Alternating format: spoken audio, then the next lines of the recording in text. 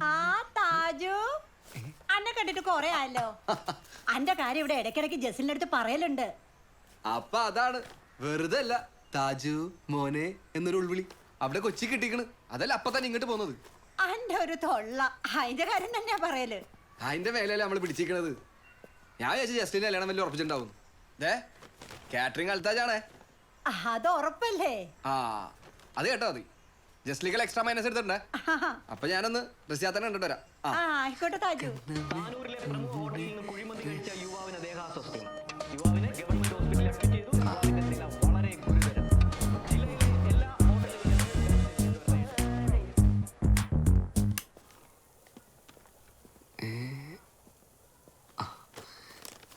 ഇവിടെ ഇരിക്കട്ടെ.